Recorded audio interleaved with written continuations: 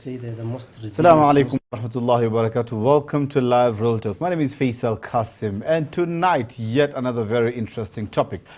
It is exactly 263 days to the next general elections, where Kenya should be taking to the ballot and elect their next presidential candidate of choice. So far, political formations and realignments taking shape, and as we see, at least two formations that have already taken shape, one led by Right Honorable Raila Amolo Odinga fronting the ODM, and the second one by the incumbent Deputy President William Samoei Ruto, in what can be defined in the political space as a two-horse race. That's the proverbial Farasi Wawili. In that case, in whose hands are we safe as the Muslim community? Let's just look at this issue deeply a bit.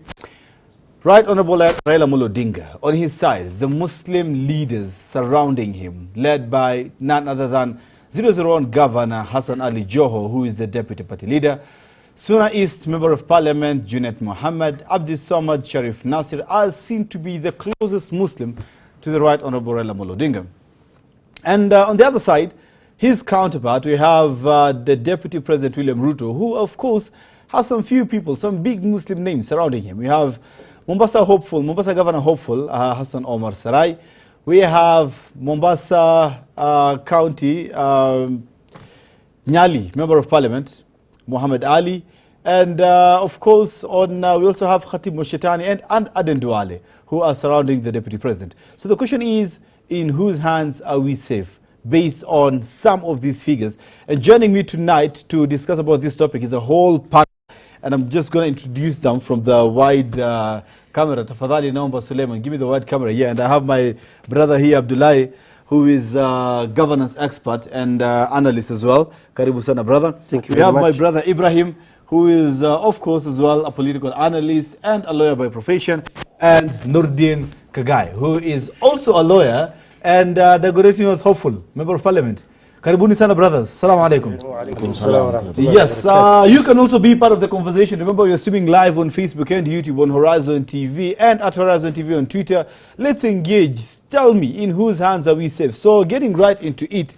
And I'm going to start with brother just sitting opposite me. That is Noordean Khagai. Noordean, have you picked your party of choice that you're going to vie with in the upcoming general election? Yes, I have. That has a flag bearer, presidential flag bearer? Yes. Would you, or it's something to be disclosed at a later date? It's not something to hide, because at the end of the day, there are flyers out there. Okay. You see, let me say this. The reason for the party I chose personally... Before that, so which party is it? That's where I'm going. No, we just want to know which party is it first. UDA. UDA, Yes. Great. So, yeah, the reasons? The reason why I chose the party I chose, you see, politics, as they say, is more or less about interest. Now, you see, the interest is what most people have never understood. The interest can either be political or economic. Okay. All right? Now, for the voter, the interest should be economic, in that whoever you elect should be able to come and improve your economic status. Okay. Now, for those who are vying, the interest should be political. All right? Now, the political interest is where, you look at where it's easier for you to attain whatever you want. You realize? Great. So that is why I chose. So for you, it's personal interest, easier for you to get what you want in terms of resources? Not personal. No. You didn't get me. I told you the reason why I went to UDA is one. Because you see, where I'm vying, the incumbent, Simba, is ODM. Yeah. And I know the candidate ODM is bringing. Okay. So why would I go to a party where I know the nomination will be flawed? To my understanding, so the reasons as to why you went there is because of the resources, accessibility of resources? No. The reason why I went there is because there is space to create what I want to create. Great. Thank you so much. Fair enough. I'm going to leave it at that at this point, of course, as I'm bringing in my brother Ibrahim. Ibrahim, you have been in the political space for quite some time, right? So in your own opinion, what do you think we should be looking at as a Muslim community, in particular the Muslim youth, before we pick on a candidate of choice? My brother Faisal, I need to correct you first when you say that we have a two political camp, one led by Raila Odinga. Yeah. And in the Muslim platform, we see Hassan Joho, Suna is Member of Parliament, then you talk over UDA. led by the Deputy President William Ruto. Yes. Then you mention a few and figures. Few and small figures before Yes. Adan Duale. You said Sarai, you said Muhammad Ali, and then you say later times Duale. Duale is not a small man. I didn't say small man. Of course, I don't support UDA and the political philosophy. Yes. But when you mention Duale at the tail end, I feel like, sympathy for the big boy in our society. No. Duale is a good friend of mine and a very respected leader that I held. Let me come to your questions. Yes. We Muslim community in this country, the issue that we need to look at when we are, considering a certain leader is who is advancing our Muslim agenda. The principle of equality. Yeah. In this country. The other one is the person who advances the Muslim agenda, the basic Muslim agenda, the human right. Because for quite some time we have been terrorized as a Muslim community. We have been blackmailed. We have been called all manners of names. Okay. Under the new dispensation, under the new constitution, we have been given, we got at least opportunity, at least to survive in this country. But still, you see, there are people who are advocating for our right, the economic right to be deprived. So the leader that we look is someone who cares our interest, deeply interest, as much as we also consider the country at large, because we are not, in isolation. We are part of a certain country. What are some of those interests in your own view as Muslim community? What do you think are some of our key interests that we're looking at and they have not been addressed year in, year out? One fundamental one is historical injustices that we have faced as a country, as a society, as a Muslim society, because What do you mean by historical injustice? Just break it down, please. The historical injustices that have been inflicted to the Muslim community in this country. Among them, Wakala massacre of 1984, the one of the Malkamiri, the historical injustice, that is the land historical issues in the coast region. So to mention but the few, we have numerous ones that we have experienced. The extrajudicial killing that we experience every day. Our people disappear every day. So that shows that the kind of lack of goodwill from the political leaders, because like if you see every day people disappear, nobody talks about them, nobody follow-ups. That shows lack of leadership. You see, so we want someone who cares about them, treat us like any other citizen of this country, like someone from coast, someone from central or Nyanza. We must be treated like like any other citizen of this country. Perfect. Yes. Great. Abdullah, I want to weigh you in right now and just loop you in all this conversation and ask you the same question I asked my brother Ibrahim. What do you think we should be looking at, of course, as the Muslim community in terms of looking at our candidate of choice? Because as Noordean rightly said, just to quote him, and of course it's what clear in the political space, that people are looking at their interests, and especially the leaders at the top. They are looking at their own individual interests. So as a Muslim community, what do you think we should be looking at before we settle on a candidate of choice? Well, I think, first of all, the Muslims in this country are part of a country called Kenya. So they do not live in a small island or isolation. But by and large, what is happening is the Kenyan political history script is repeating itself. Where the first generation of Kenyans have mutilated and disregarded the constitution to serve their own interest. Now, when you say in whose hands are we safe, or when you say who should we elect as a Muslim, the question is, my brother here talked about marginalization or historical injustices. That is a very past vocabulary now. Under the 2010 constitution, we operating under two devolved government, the national government, two-tier government, which means how accountable are the Muslim community or Muslim counties to their people. You can't just talk of having resources, and when you get the resources, then you are not accountable to your people. So by and large, the Muslim community are in Kenya. They cannot live in exclusion or say, we are going to have certain, we have to live with other Kenyans. Majority of this country, 83% are Christians. But again, you see, what I'm saying is the president is not going to be a Muslim. Precise.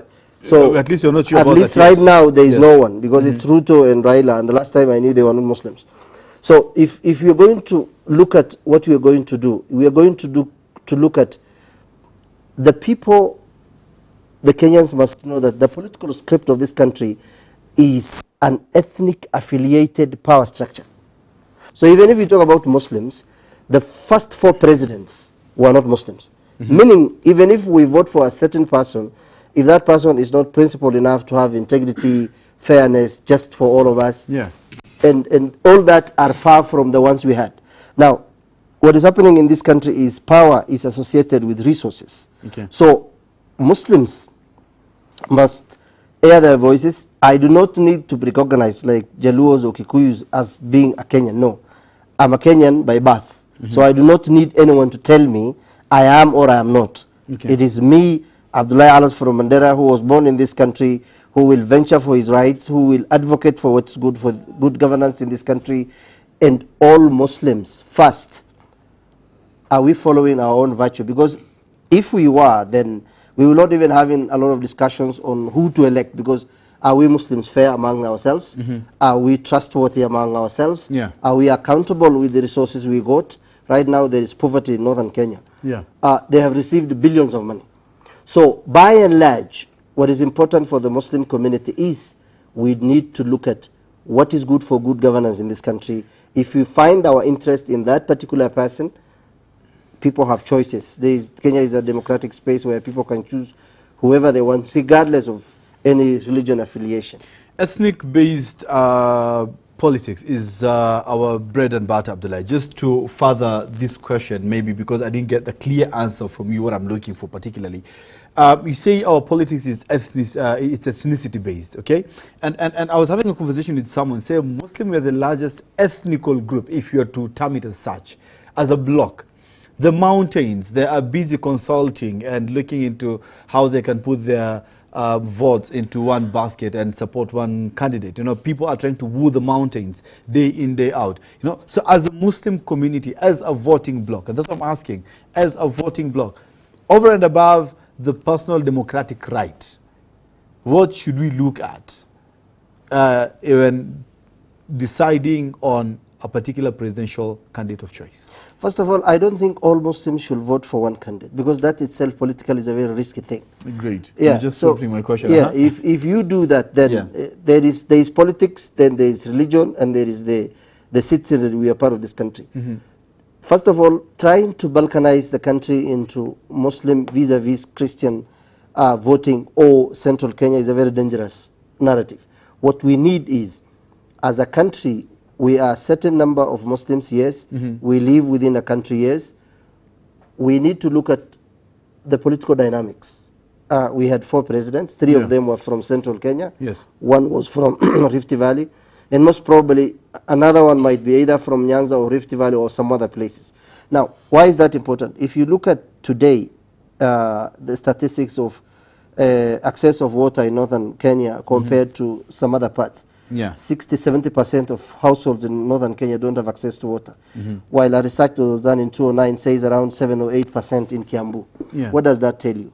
Resources, there is what you call ethnization, making ethnic as a state. And that is seen even in this government, where a person from a region becomes the president, then most resources will go to that region, both national resources, both in human resource and in economical gains. Pretty unfortunate. So that is the reality in this country. But for me, what I will emphasize more is the Muslim community must be very accountable with what they have first. Because Mandera alone, Garissa, Wajir, Isiolo, Marsabit, Lamu, you know, Kilifi County, Mombasa, all these majority Muslim counties have received huge sums of resources. So are they first accountable and equitable to their constituents? So that's also very important. But by and large, we need to look at the political dynamics, consider who is as you mentioned, both parties have people from the Islamic faith, from diverse backgrounds. Yeah. What I think is we need to have a very mature engagement among us, and then from there we look at the dynamics of the country's presidential, because the rest is governors and senators, and those will be voted within counties. Great, great. Thank you so much. Noordean, Khagai, you've already picked your presidential candidate, I assume. By virtue of you vying on the UDA ticket, then it only makes sense that you will be supporting the deputy president for the top seat, correct? So my follow-up question on that will be, given the historical interactions with the Muslim community, do you think and do you feel confident that the Muslims will be safe? All these things that Ibrahim has mentioned about, that is the persecution, the TJRC that saw the historical injustice from land to other things. Do you think Muslims will be safe under the Deputy President's reign? First and foremost, allow me to say that the fact that I vie under UDA, I believe I don't know what he would do as a person. So I wouldn't say that the TJRC or whatever, that is upon him. You see, and that's why I based my question. I based my question on the historical interactions. Exactly. So that's what I'm saying. Let me just finish. Yeah. I, as Noordean, I am seeking the member of parliament seat. Okay. So if I'm seeking a vote, I am seeking my vote. That is number one. Number two, as for his vote, as you clearly see, he's all over the country. So a question on implementation on TJRC, I don't believe I'm best suited to answer if he would implement it. Because I would say here, yes, and let's say he gets into office and he doesn't do it. This clip will be played to me, all right? So I believe, first and foremost, as an individual, like I told you, the reason why I decided to vie on that party is simply because I've told you, one, let me tell you, this is what I tell young people out there. You see, as per the law, you can never have a party for a certain group. Let's say a religious group, for the youth and it all. But we've had the IPK, Islamic Party of Kenya before, Abdullahi, correct? But you see now the law is there, you cannot have a party for a specific group. You see, that's why you see everyone is trying to say, I have a national party. You can't even have an ethnic based. You can't. So at the end of the day, as a young person, when you look at the youth, for example, in Kenya, and in many forums I go and tell them this, when you look at the struggles or the problems they face can't be solved by those who are there, because they are part and parcel of the problems, all right? The issues that you go through, only you and your fellow youth understand, all right? So what do I say? Some issues need to be solved by you yourselves. And how do you do that? You need to be on the table. We keep saying, oh, the youth are part of the menu and what are you? How will that change if you're not part of the discussion? So, for example, you want to get into office, for example, you have to vie via a party, all right? Yeah. You have to vie via a party. You look at the best place suited for you to get where you're going. Because at the end of the day, you cannot go waste your time in a party where you know for sure the nomination A will be flawed, or two, certificate with someone has a certificate at home. So you're waiting for nomination in April, or someone is waiting for the elections. You get what I'm trying to say? All I'm saying is you have to create your own space. And if it's not there, then you have to fight for space. I think my question, if you allow me, Ibrahim, I'm gonna give you that opportunity. But my question is, by virtue of if I'm a Muslim youth looking forward to you, gentlemen, we have to appreciate that here, this is the platform, a mouthpiece for the Muslim community. And by watching this program, the youth particularly, they want to get guidance and direction from these young leaders sitting on this panel. And that is why my questions are themed more towards the Muslim youth and who exactly we should be geared, or what's the criteria to be used, correct? And that's my question, brother. Beyond your Dagoretti North aspiration, you are in UDA. So by virtue of you being in UDA, it means that you support that presidential candidate. So the question was pretty simple. Do you think we will be safe, or we are safe under Ruto's presidency? You see, you're trying to corner me into a certain... Listen. I'll just speak something from what he said. You cannot tell an entire area or region, or rather an entire religious group to vote for us a specific candidate. Yeah. This is what I'm going. You see, this issue of listen, this issue of where are we safe? I believe as a voter, you need to know you are safer where you cast your vote.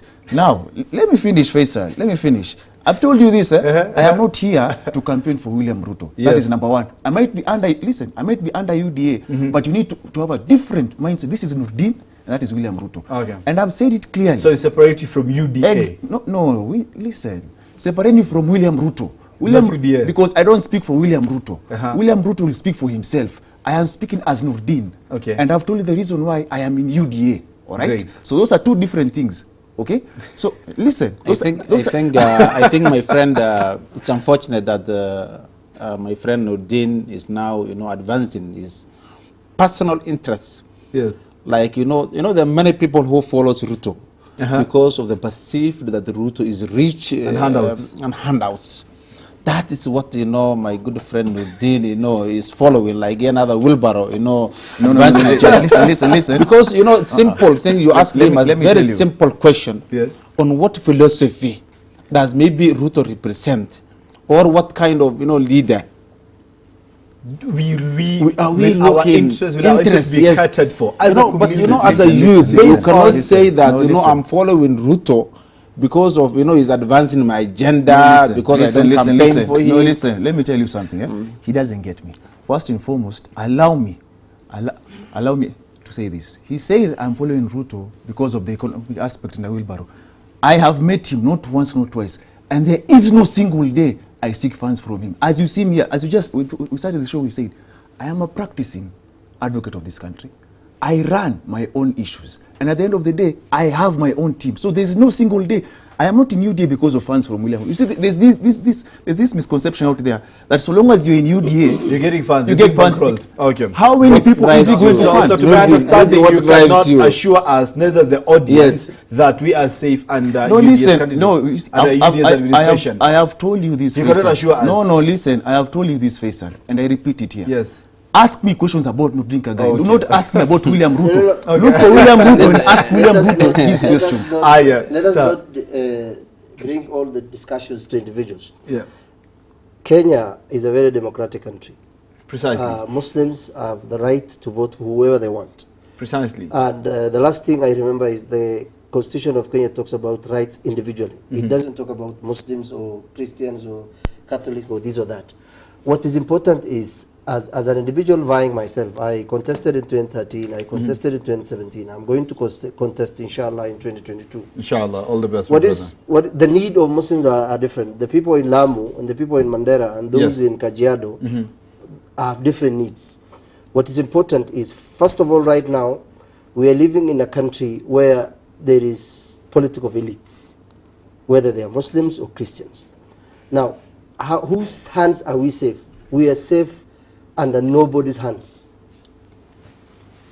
Okay. Because from 1963, if you look at the post-colonial script, the people who captured the barons, the ethnic affiliated barons, have always decided who becomes the president.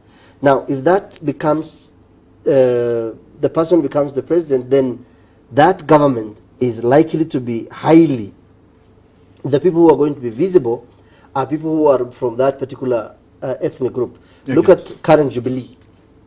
Okay. I mean, you see, so we are operating in a country whose democratic space is still 58 years old. So some of the things are ideals. We needed it to be like that. Some things are very practical in politics, that we cannot know in whose hands are we safe. Because right now, the guys who have come to power are either the descendants or sons of ministers or vice presidents or cabinet secretaries in Kenyatta and Moi time. So we have a society that is, majority of it, that is very poor. Great. Then they think that those elites will fight for their rights and represent them. What we need to have is a very strong civil society, the media, the lawyers and the courts, to advance the interest of Kenyans through civic education, so that Kenyans can make a very sound judgment in whoever they elect. Great. Ibrahim, I want to loop you in. Again, guys, Youth are watching. We have viewers on Facebook, on YouTube, on live television. The youth are waiting, looking at this rich panel, young-oriented panelists tonight, talking about which way 2022. As a Muslim community, come on, guys. Noordean, Ibrahim, you have been seen on social media leaning towards one political divide. Of course, towards the ODM Jubilee side, as we are discussing. Like, can you assure Kenyans under this administration, if I as a young Muslim would follow you as Ibrahim, as a Muslim youth leader in this country, can you assure me that my interest as a Muslim will be catered for? Things you spoke about, extrajudicial killings will be something of the past. Identification, talk of IDs, passports and all these things. Under this administration, at least I will not be treated as a second-class citizen. Can you guarantee me that? Thank you very much, Faisal. The important question, the way my brother Abdullahi said, these are the two devils. But you choose the better one. You know, there are certain people in this country who are known for culprits. There are people who are known for, you know, scandals, like the Deputy President of the Republic of Kenya, who has never stand for any values in this country. Be it Miss Scandal, you know, land grabbing. Allegedly. Not allegedly, this is a visible, you know, you cannot, you know, there are many leaders in this country, but you know, the kind of garbage, you know, he carries every day, you know, it's, you know, surmount to anybody. But let me tell you, but going to the right Honorable Raila Odinga, now the agendas is, one is the bottom-up economic approach, the one is talking of Azimio la Umoja. You know, under Jubilee, we have been told many stories, including free laptops, free education, free, you know, the several, you know, sporting stadia, the Big Four agenda. Yes. All of them, who was speaking? The Deputy President, who is now leading the, you know, UDA, Brigadier. Yeah. All of them flopped. But Right Honorable Odinga, Honorable Raila Odinga, as at least represented he represents certain values in this country. Because today, what we are enjoying as a Muslim community is devolution. Let me talk. Who is the proponent of the devolution? Is the Right Raila Odinga. Two, we are talking also now, Ruto now is talking of an economic, bottom-up economic approach. Now there are certain, you know, economic, you know, values we enjoy, like road networks. Raila, you know, created that kind of network, like Kura, Kera, all these things when he was the minister for roads. When he was the minister for energy, he created, you know, the connectivity, the connectivity that we enjoy as a society. So, looking the two animals in the farm, I think we are safe under the Right Honorable Raila Omolo Odinga in this country. First of all, divorcing the president from Ruto is understatement. If anything that has gone wrong under Jubilee, the president takes the lead because he's the chairman of Jubilee, party leader of the of Jubilee. Yeah. He is the president of this country. Remember, the deputy president is the principal assistant. So you cannot divorce whatever happened in Jubilee, and then you want to have two cadres of saying that Mr. Uhuru Kenyatta is a clean guy and Ruto is that is a political hypocrisy. But, and then amounting the successes of devolution to Raila Odinga is also understating the fact that many Kenyans have died for it. Raila is still alive. There are many Kenyans who have died because of devolution. There are many Kenyans who have died because they have struggled. The constitutional making process and the glamour of having a new constitution started way back in the 90s. And from 1963, people never wanted to have a constitution. Remember, we had devolution then. They killed it. Now, what is important to have in the country is a very accountable, inclusive, where there is no social inclusion. Why we are facing all this problem currently is the ethnic bloc, or what you call the ethnic patronage, political patronage, where certain people feel they are more important because, first of all, Raila is not vying to make our lives very better. No, it's called pursuit of power. Okay. You're looking for power so that you either become a president or a very powerful person, influential in this country. Now, if you look at the rich people or the people in politics right now, are the descendants of people who were in power before. Remember, Raila is the son of a former deputy president. Uhuru Kenyatta is the son of the first president. Eugene Malwa, all of them. My worry is that the poor Kenyans who will think that these guys are thinking about them, that's where the problem is. These guys are not thinking about them. Because right now in northern Kenya there is drought. Where are the Muslim governors? Where are the Muslim leaders? Majority of them are campaigning for political parties and fundraising that are millions of money, 50 million, 100 million, 200 million. And today people have no access of water. Yet we have received billions of money in northern Kenya.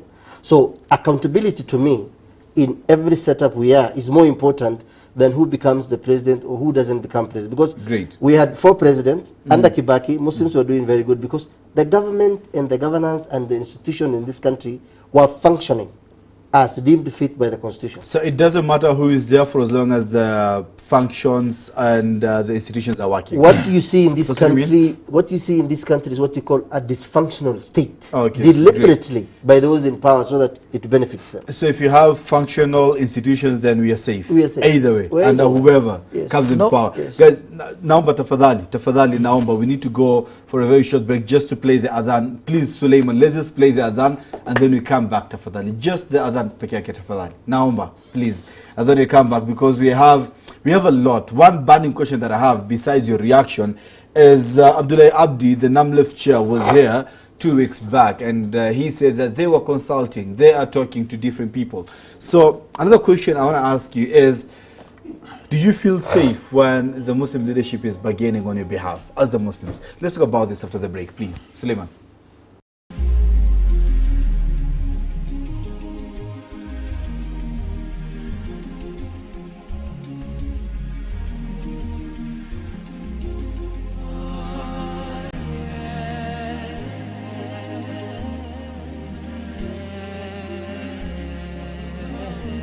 Allahu Akbar,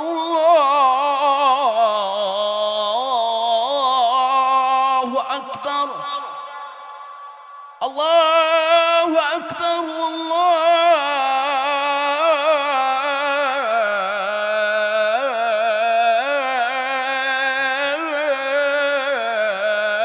Allahu Akbar. Ashhadu an la ilaha illa Allah. أشهد أن لا إله إلا الله أشهد أن محمد رسول الله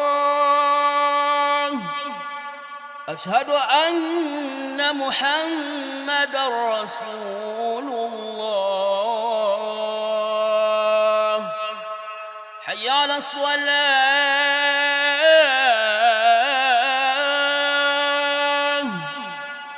حي على الصلاة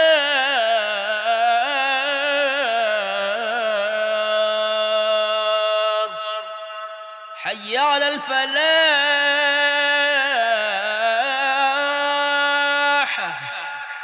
حي على الفلاح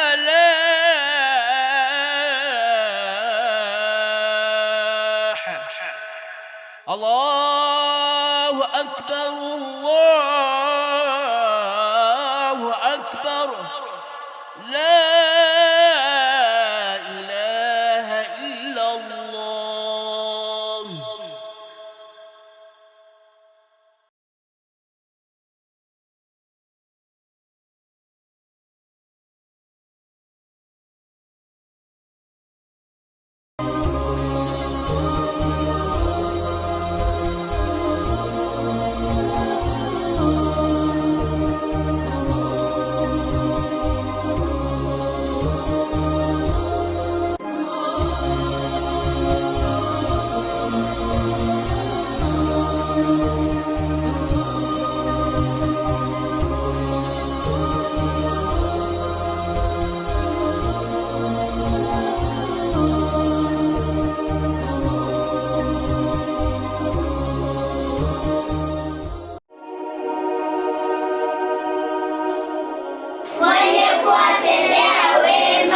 Kwa majina mimi naitwa Juma Omar.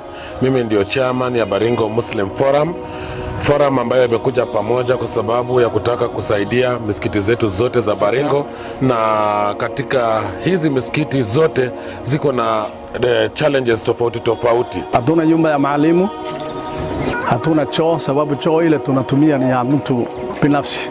Sehemu ya ambaye kwamba hii ardhi ambaye kwamba tuko ndani yake ni ardhi ambayo sio yetu halali, tujamiliki kabisa, lakini tuko na mpango ya kununua ardhi ambaye kwamba tuko nayo hapa kando. Kwa hivyo insha Allah biidhnillah tunaomba wafadhili popote walipo wajaribu kufikiria bila watatusaidia. Shida yetu hapa tuko kuanja misikiti ambaye eka moja na hatuna misikiti, hakuna madrasa, hatuna maji. Na kwa hakika yule ambaye kwamba anampatia Mwenyezi Mungu anamrudishia maradufu. Kwa hivyo tujitokezeni ndugu zangu, tujitokezeni popote penye tuko, tusaidieni Baringo.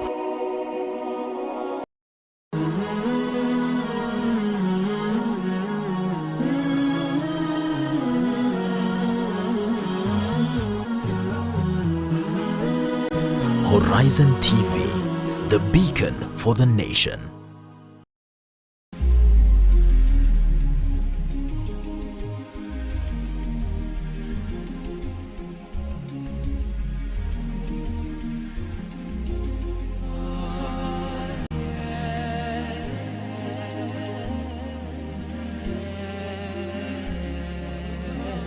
Assalamu alaikum and welcome back. Thanks so much for keeping it live. Real Talk. Suleiman, you've taken a few minutes of my time. Allow me to also extend, inshallah, because you've taken a few minutes. The deal was you're just supposed to play the Adhan Pekaki. But anyways, welcome back. We're talking about in whose hands are we safe come 2022, particularly for the Muslim youth. And I'm having youth FAT panelists tonight to talk about this for as far as the Muslim community is concerned, 2022. Then which way? As you can see the logo behind my screen. Is it that way or the other way? Noordean, you wanted to react on what Ibrahim was saying you see, before the break. To answer your question about in whose hands are we safe, the day, listen, the day chapter 6 of the Constitution becomes a reality in Kenya, that is leadership and integrity. Listen, okay, relax. Ibrahim. Okay, the day chapter 6 comes into a reality, then we are safe. Because I come from a school of thought where you cannot use the one thing ailing Kenya is corruption in Kenya, all right? I come from a school of thought where you cannot use that as only a campaign tool. Because if we are to use corruption as to say who is not fit for office, believe you me, all these principles can't stand office. Okay, so in that case, let me finish. Okay. Let me finish. So. Because if you look at them, they are all having funny allegations. You realize from Kazi kwa vijana, that was 6 billion. There's a Langata cemetery that is missing. There's an embassy that is missing.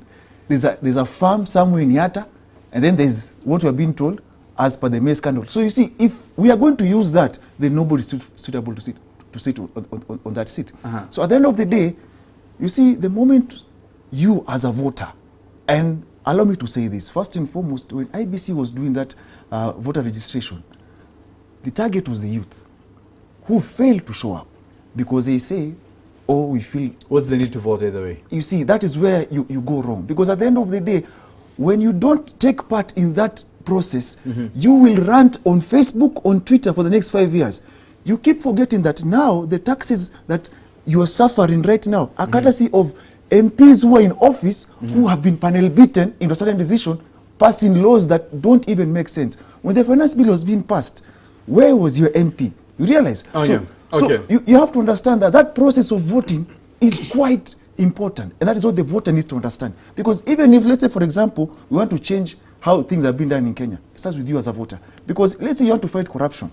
You see, you cannot just target at the top, while down here, while you walk out here and you meet a policeman and you give him 100 shillings, you are part and parcel of corruption. You realize? So the voter as well has to change their mindset. And I want to ask you a question based on that, what you said, Chapter 6 of the Constitution. Of course, we know there are custodians of the law. There are people who are supposed to lead the country in implementing the Constitution, right? Of course, lead the country. So, under whose administration? One of the things you, the legal officers, have been bashing the Jubilee administration from the executive in particular is to disregard the rule of law. correct? So in that case then, under whose administration, do you think under Ruto's administration the rule of law will be followed? Again, I am reading Khagai. I won't speak for William Ruto. Let me tell you, listen, let me tell you. Yes, listen, yes. Let me tell you something. You have to realize one thing, Yes. all right? You sit here, there are those who said Kumira, Kumira. Yes. All right? Yes. And they gave the president a birthday gift. Okay. All right? Yes. And there are those who didn't vote for the president. Yes. Now, the harsh economic level, is it equal to everyone? Yes, it Those is. who voted for him and those who didn't vote for him. That's So what true. am I saying? You know, don't forget what I've said. I have said safety that you're talking about is only when we actualize Chapter 6 of the Constitution. That's what I'm asking. So Because who will listen, actualize let it? me tell you, Chapter 6 of the Constitution talks... society thing, Listen, sort of individual. listen, Chapter 6 of the Constitution, that is where even your court orders, observance comes in. Because there's leadership, there's integrity. And I've said this, the voter needs to change their mindset as well. It starts from you. It can't start from them. Those people, let me tell you, they are the same monkeys but different forests. You have to change your mindset. Because ask yourself, I've just asked a simple question. When the finance bill was a bill in parliament, before it became an act, when it was being passed, where was your member of parliament? Now that they are seeking re-election, before they even campaign, you should ask them, when that bill was being passed, the Where were LPs you? at 16%, where were Yeah, you? exactly. So it Yeah. starts from the vote. You need to ask critical questions. And Okay. you move away from being a follower, move away from being a sycophant, and have an independent mind. Just because, for example, you're in a certain party, it doesn't mean you lose your brain. You realize? That's what I'm saying. Okay. I am in Great, UDA, great, great. but I ask critical questions. And you can vote for any other presidential candidate. I'm not going there, Faisal. Thank you so much. Abdullahi Abdi, Chairman, National Muslim Leaders Forum, was here 2 weeks back, and was here with my brother Ahmed Khadar, and they said that they are consulting, they are meeting, they are talking, and very soon they will announce a direction.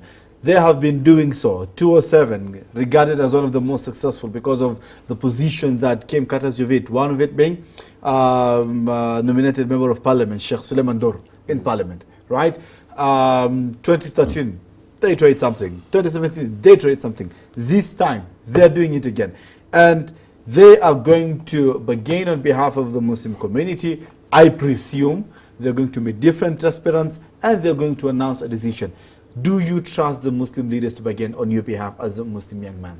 Faisal, as a Muslim community, we have, as I said before, we have a unique problem in this country. And every day when you pass the street or everywhere you go, you are told, you know, this is Muslim, you know, we are being profiled every day. And today, the way Alice, as my brother Alice said, the way we fought in this country is about, you know, it's based on ethnics. Yeah. And today the ethnic tools we have in this country is the Muslim bloc.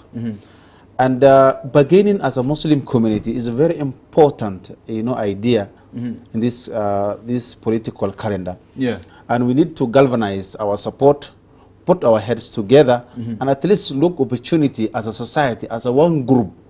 Because in this country, I believe the Muslim community have larger numbers in this country. The coast region, the northern Kenya, the eastern part, we control a large number of votes. So it's important, at least this time round, we galvanize our, you know, and solid our support in one vehicle, and then look opportunity in that sense. Because, but it's important to look the value the person represents, because we know the kind of leaders that are now running. We know their records. We need to be careful for our future generation, because this country today is, you know, crippling. One, insecurity, economic burden. You know, we were told, you know, the government is planning a lot of things. The economic, because of the COVID-19. A time like this, we were told that we will be enjoying, like, you know, the economic, the COVID-19 recovery plan, but we don't see anything. So it is the right time now that we open our mind, look the leader critically, and vote as a bloc, as a Muslim community, and look our opportunities in that way. That's what the Muslim leaders are doing. Yes. So if they announce that, hypothetically speaking, for example, they are picking a candidate who is not your candidate of choice, that is Raila Odinga, will you support them? Of course, I look at it, the person, because we had, you know, Muslim candidate even before, But if is a leader that who can represent the Muslim community, someone who's ethically and represent certain values, of course I will support and rally, and seek support from other countries, other countries maybe, or other communities. Great. Because it's important. It's important because it's all about today, the way Allah said, the leader today in this country. The Uhuru today represents, mostly economically everything. He is empowering his region, the central Kenya. That's the fact. Yeah. The human resource, the capital, the development, the infrastructure, everything now is going to the central part of Kenya. So it's likewise, if we get that as our son, as a Muslim community, it is at least a deal done to us. Yes. But again, you need to understand that Islam is a religion, not particularly an ethnic group, so it cuts across, correct? No. So Abdullahi, I'm gonna ask you the same question, particularly in regards to the Muslim leaders who are currently lobbying and having discussions on behalf of the Muslim community. They have consulted, they've gone far and wide to have consultation meetings with different stakeholders in the community. In the event that they come out and decide, you know what, this is the direction we are taking, one, do you trust them to act on your behalf, number one? Number two, will you follow their directives? First of all, I don't trust them and I'm not going to follow them. Simple and clear. One is, when you say Muslim leaders, are the Muslim leaders only available during elections and not when people are suffering? Currently in northern Kenya, people have no water to drink. Where are the Muslim leaders? What are they doing? There is this consortium of Muslim organizations. What are they doing? We haven't seen. You see, the bureaucracy of the state and NGOs. I've worked in the NGOs for 15 years. So there's a lot of bureaucracy and a lot of money is lost in between. I was just speaking to the chef from Lamu, and someone has decorated or printed names and on another world and took the money. Now, Muslim leaders, are they basing their principles and lifestyle on the three virtues the Prophet ﷺ talked about and during the Muslims are advocating for? Are we trustworthy? Are we truthful? Are we honest? If these three cannot be answered, then we might be using Islam as a religion to cover what we want, but factually we are not following as such. I don't want to go to the individuals, but I'm saying I am not going to dictate my voting based on what another Muslim has said. I'm a Muslim myself. I have gone to school. I have read enough things to make sure that I know what is good for me and the people I represent, because the needs of Muslims vary. The people of northern Kenya and the people of Mombasa need different things. And that's why they are moving wide. They are fine where to consult. Yes, fine, but you see, we need a very strong Muslim institutions to advocate for fairness, just even from what we have. Because if the Muslim leaders have not gone to Garissa and sit with the governor and ask him, this is the budget for the last 10 years. This is what you have used. What happened? This is not what you are saying. They go to Wajir. We don't see them. Muslims should not only come to each other protesting at Jamia Mosque when there is extrajudicial killing. Muslims were killed in 1984.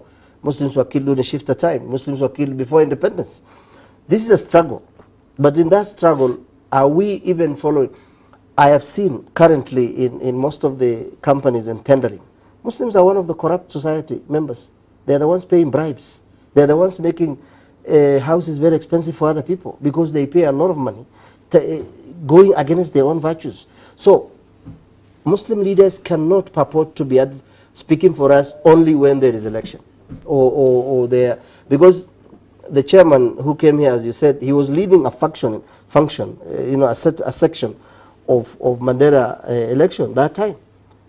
I did not see him speaking about inclusion of people. I haven't. He's a person I respect, but you can't, Speaking as an individual or speaking as the chairman of NAMLEF? Well, what's the difference? Well, when you speak, it's or still a community leader. When Abdullahi Alas comes here and speaks as Abdullahi Alas, or when he comes and speaks as the chairman of a certain youth, or he comes as an MCA, I am still the same guy.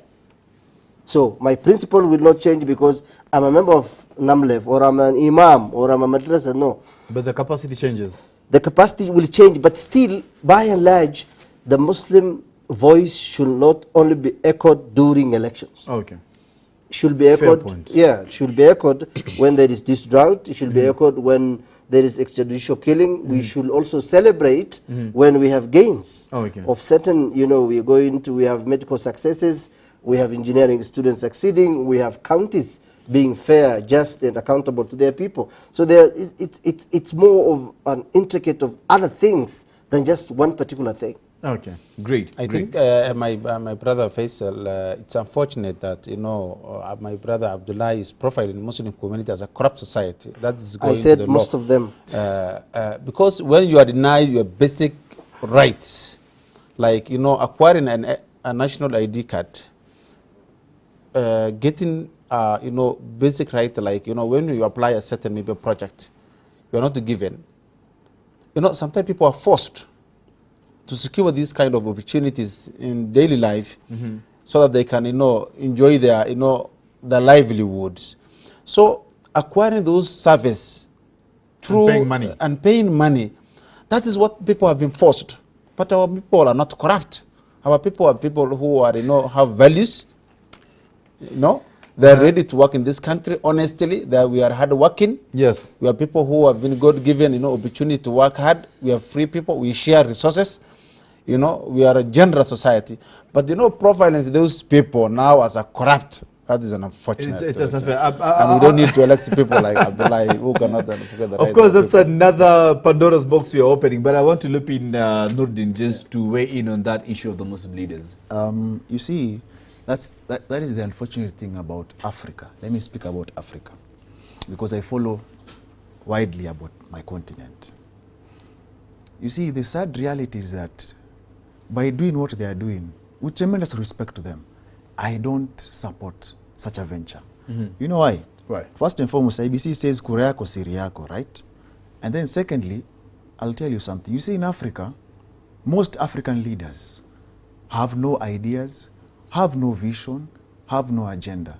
The easiest way to get you to vote for them is by three things: whipping you under class, under religion, and other tribes. Relax, relax. Now let me tell you something, all right? Because they know, listen, because they know, listen, because they know, they will tell you, for example, it is easier for me to come and convince my community to vote for me without even having an agenda. You whip them using emotion, right? That is kumira, IE for you. Now, the sad reality is that there is no way you will move around, talk to whoever you're talking, and then come and tell people this is the person. That is why I keep saying, you see, what we do as the voters, we abdicate our power. You see, the power that these people have is just donated power. You see, you have delegated the power to them. But this power is yours. You realize? You're supreme, all right? Yes. So at the end of the day, it's more or less like an interview, all right? Okay. Someone comes, presents their credentials, you say yes or no.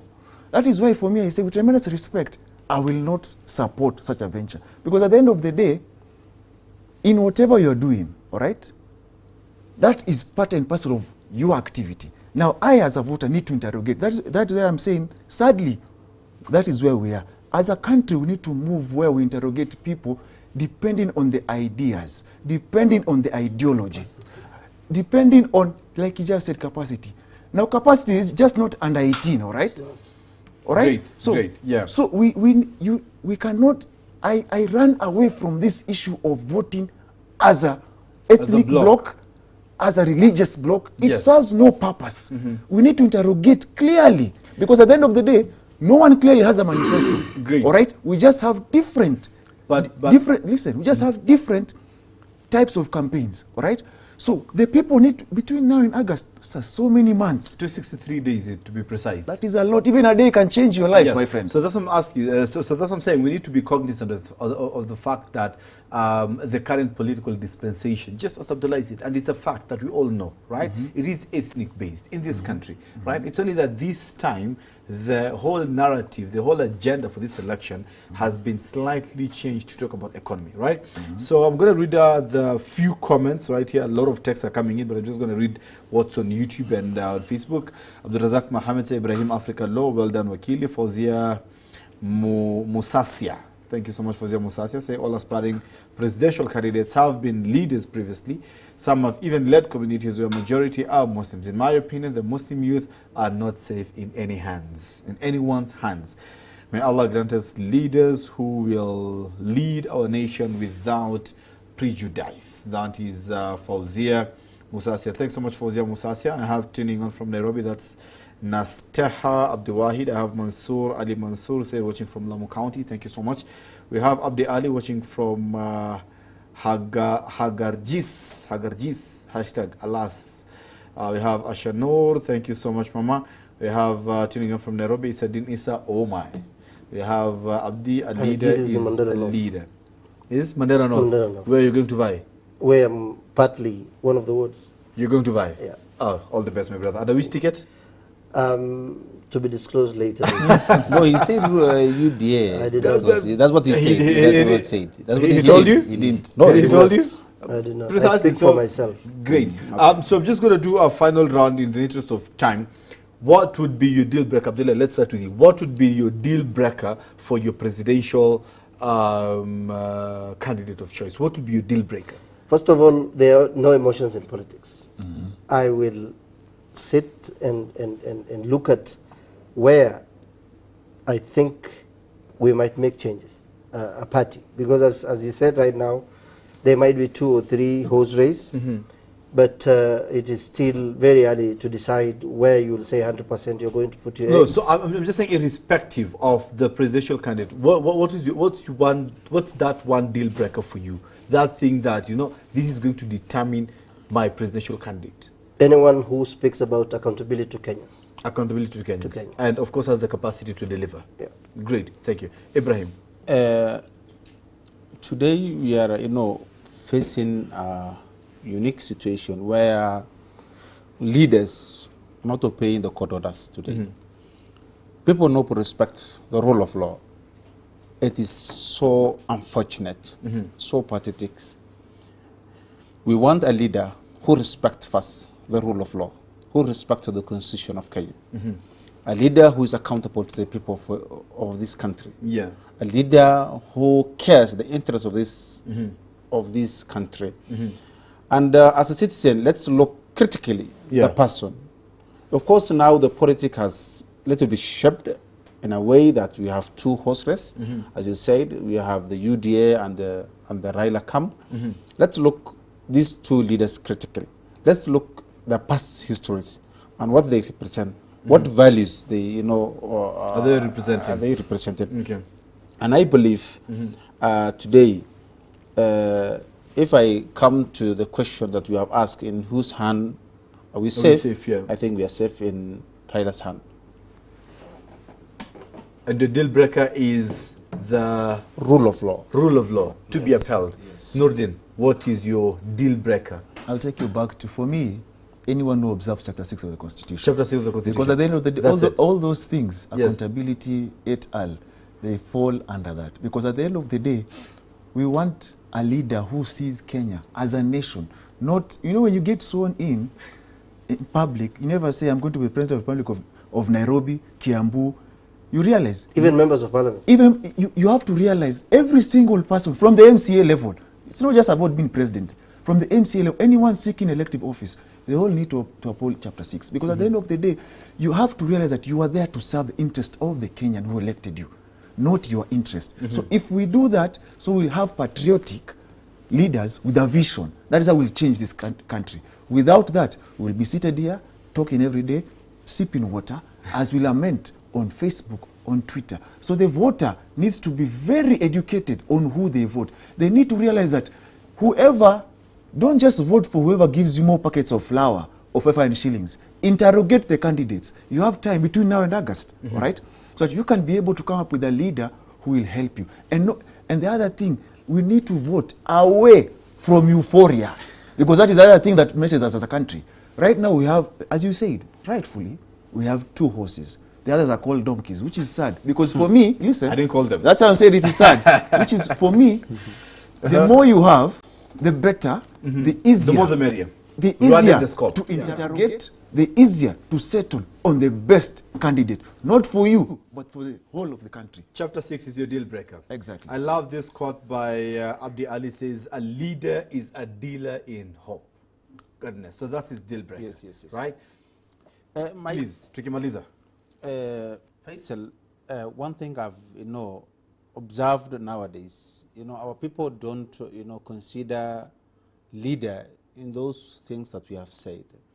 They look at it, this person is, in this political camp, either UDA or ODM. Driving big cars, giving us lessons, yes, those things. bringing us... The young people or people who represent, the interests of the society, but they are not given opportunities.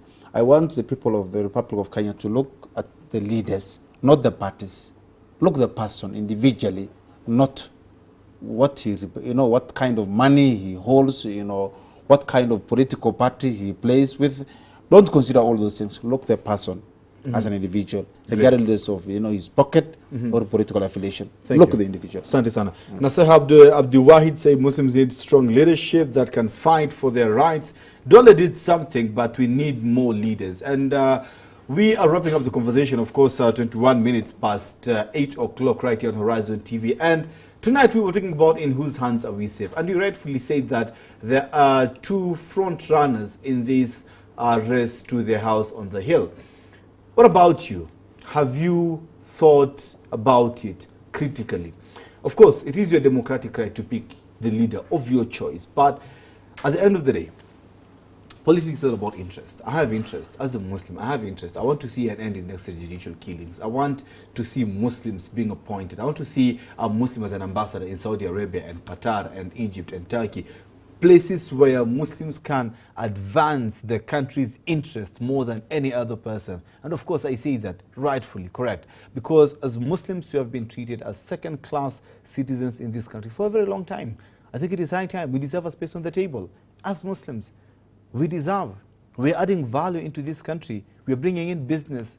We are a huge population. We are creating employment. So why can't we be treated equally just like any other Kenyans? Why can't we be given job opportunities? Why do we need to go through 3-tier vetting systems when seeking for identification documents like the IDs and the passport? Why should we go through all that as Muslims? And that's why I am unapologetically having these conversations on this program about the Muslim community. So you there, as a Muslim or as a Muslimah, as young or old, have you made your decision? And if yes, then what is the criteria that you have used? Right? In whose hands do you think you will be safe? My name is Faisal Kassim, and this has been the Live Real Talk. See you next week, same place, same time. And remember, from now until August, my friend, tutachapa siasa ndani ya kipindi ya Live Real Talk. My name is Faisal Kassim, and thanks so much for keeping us company. Assalamu alaikum.